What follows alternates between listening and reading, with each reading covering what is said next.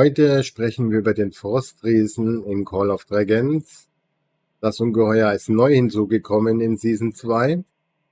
Über seine besonderen Fähigkeiten sprechen wir und was ihr gegen sie am besten tun könnt und was ihr unbedingt beachten müsst. Wir sehen uns gleich wieder.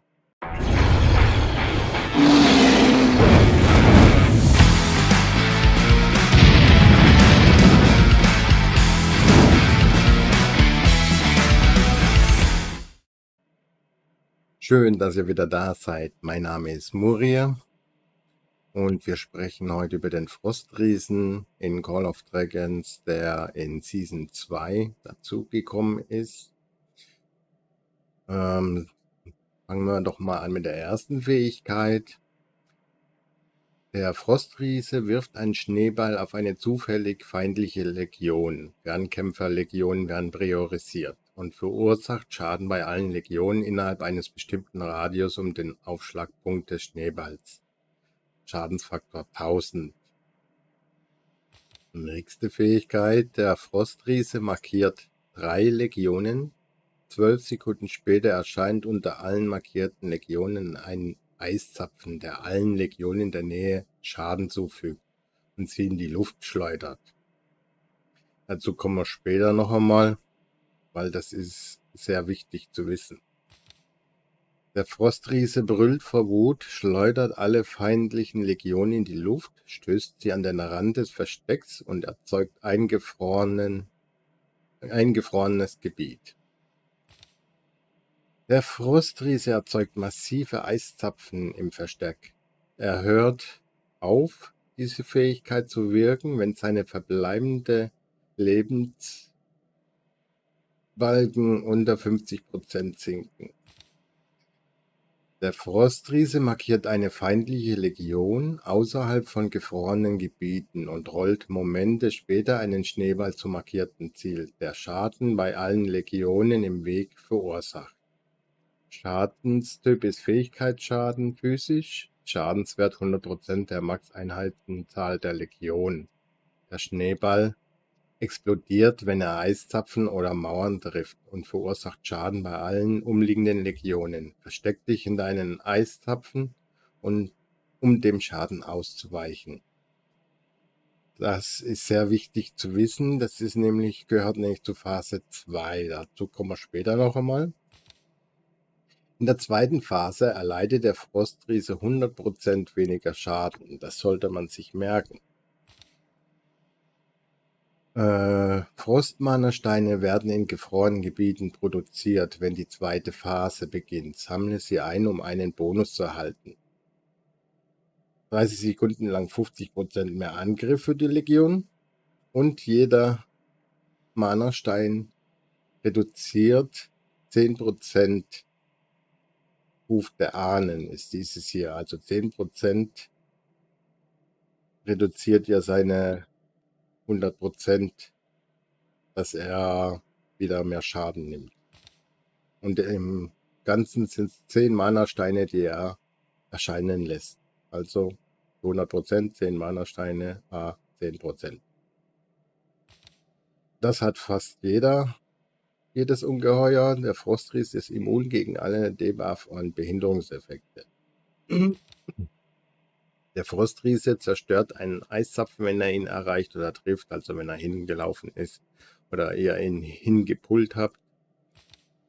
Der Frostriese schlägt mit seinen mächtigen Armen um sich und verursacht bei allen Legionen in einem Bogen vor sich Schaden.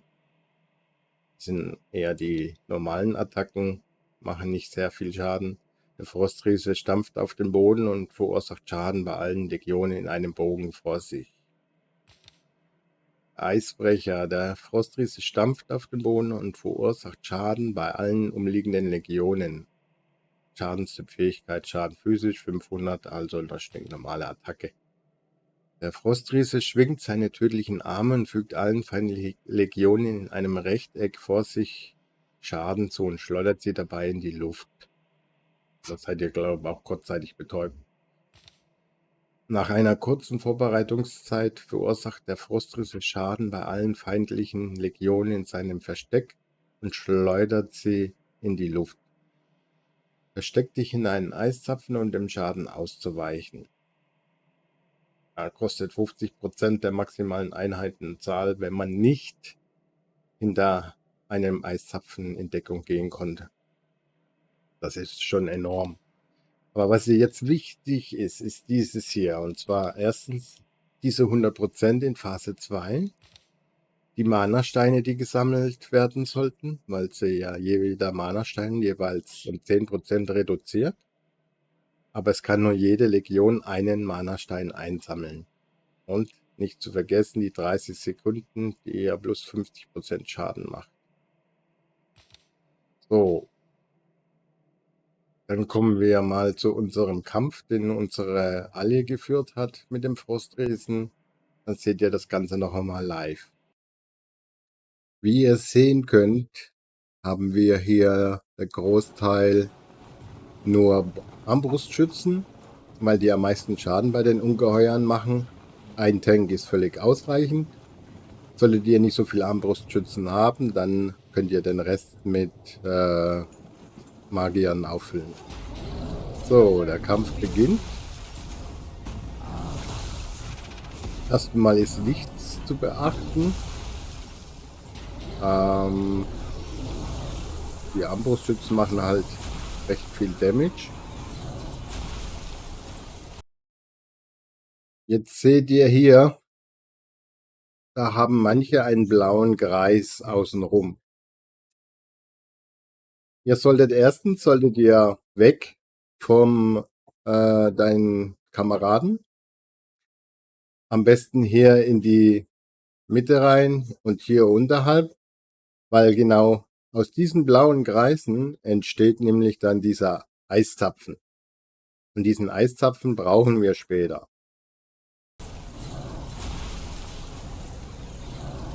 Also wenn ihr falsch lauft, dann ist er zu weit weg. So wie hier.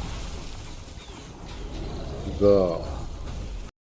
Jetzt seht ihr hier, wie zwei rote Balken aufgetaucht sind und sich langsam auflädt. Das solltet ihr euch natürlich aus diesem Bereich entfernen. Sonst nehmt ihr zu viel Schaden. So, jetzt seht ihr hier einen kleinen roten Kreis. Hier wird er jetzt gleich einen Schneeball hinschmeißen. Wenn ihr jetzt natürlich hinter einen Eiszapfen rennt, dann trifft er nur den Eiszapfen und er geht kaputt. Aber in dem Fall, bei diesem kleinen Schneeball, sollte man das eher nicht machen, weil die Eiszapfen brauchen wir, wie gesagt, später. Weil der Schaden ist nicht so hoch, dann ist das nicht so tragisch. Das alles ist jetzt noch Phase 1. Hier wieder die blauen Kreise. Jetzt ist am besten, wenn ihr hier in diese Richtung lauft, in die Mitte mehr oder hier oben, damit da die Eiszapfen entstehen.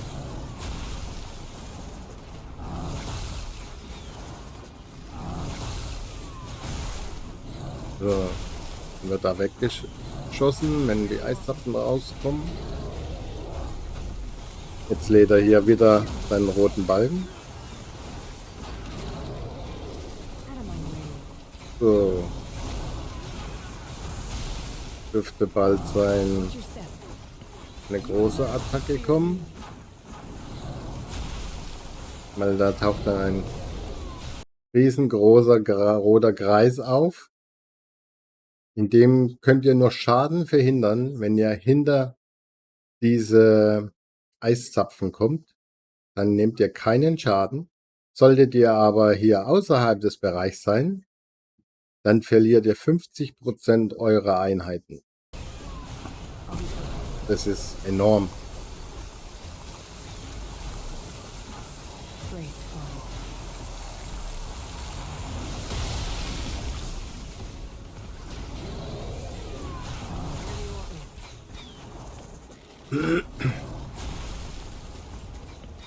Ja.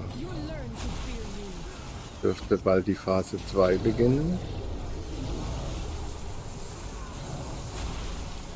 Und die ist Sehr gefährlich. Das kann euch fast das ganze Team kosten. Weil die Schneebälle, die er an Phase 2 schmeißt, die killen einen zu 100%.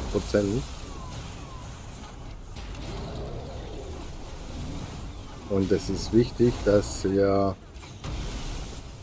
den aus dem Weg geht und derjenige, der markiert ist, der muss dann hinter die Eiszapfen rennen, aber dazu kommen wir noch.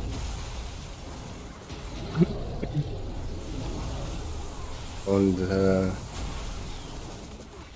die Heilsteine gibt es auch wesentlich erst später. Weil wenn ihr in der Phase 1 alles richtig gemacht habt, habt ihr nicht allzu viel Schaden bekommen. So, jetzt beginnt Phase 2. Wie ihr sehen könnt, werdet ihr weggepusht. Da könnt ihr nichts dagegen tun.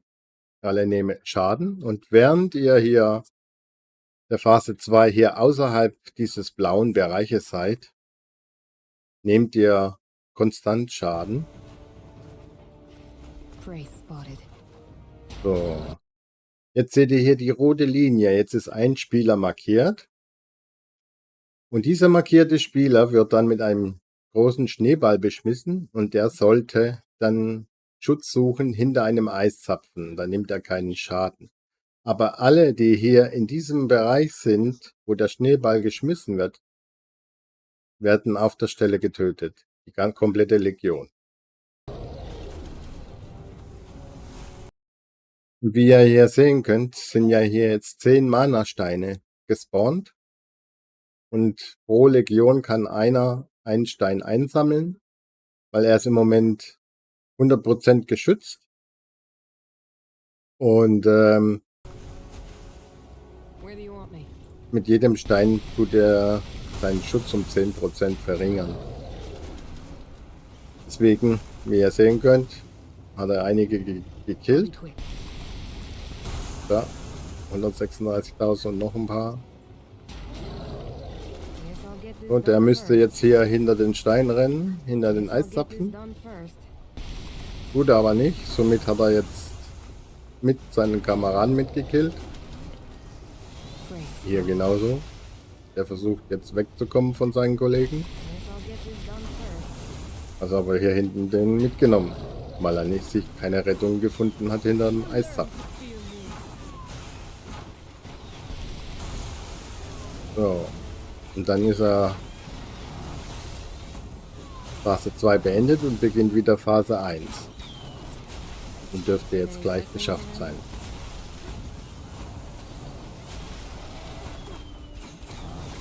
So. Gleich haben wir es geschafft.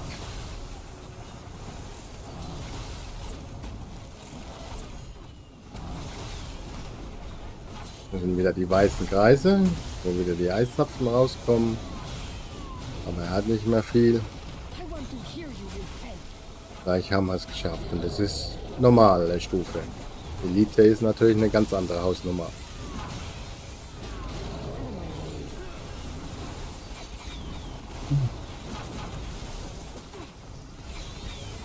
So. An der Stelle bedanke ich mich an meiner Allianz für die gute Arbeit und weiterhin Erfolg. So, das hätten wir geschafft.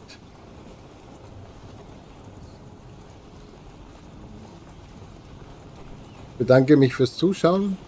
Wir sehen uns das nächste Mal wieder.